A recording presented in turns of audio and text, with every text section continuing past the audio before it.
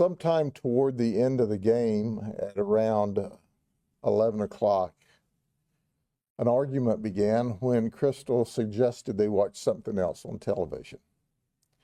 And the argument got really heated.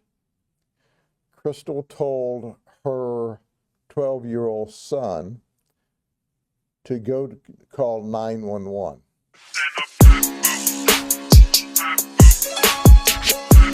I got a story for y'all. If this ain't fucked up, the man watching the football game, watching the football game. Next thing you know, everybody's gone. The whole family. Everybody. It is hugely sad when it's around Christmas. And what I'm about to describe to you is even 10 times that worse. And it started last night in Highland City. Jason Kinney, who's 47, is married to Crystal Kinney. And Jason's been drinking during the evening. And he's watching his football team, the 49ers, play football. Well, they're having a good night. They're winning. In fact, they won big. Sometime toward the end of the game, at around 11 o'clock, an argument began when Crystal suggested they watch something else on television. And the argument got really heated. Crystal told her 12-year-old son to go call 911. So the 12-year-old flees to the neighbor's house in order to dial 911, and as he's leaving the house, he hears a gunshot.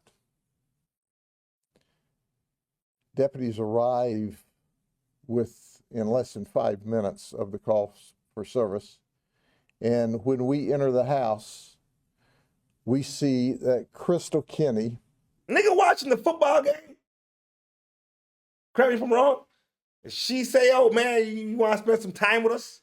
Because you been watching the game all goddamn night, and his team won. Alcohol the fucked up thing, man. See, when you get to drinking a little too much, man, maybe he just couldn't handle his alcohol, man. the wife of Jason, is shot in the head and dead. But it gets worse. We go into the bedroom and we see a 13-year-old child, a little girl.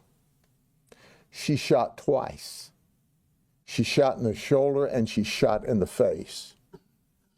We later learned the bullet in the face hit her on the bridge of the nose, went straight up and out the top of her head.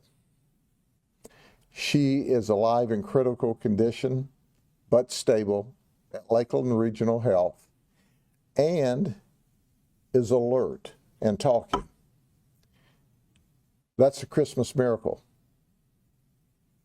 Jason shot her twice and intended to kill her.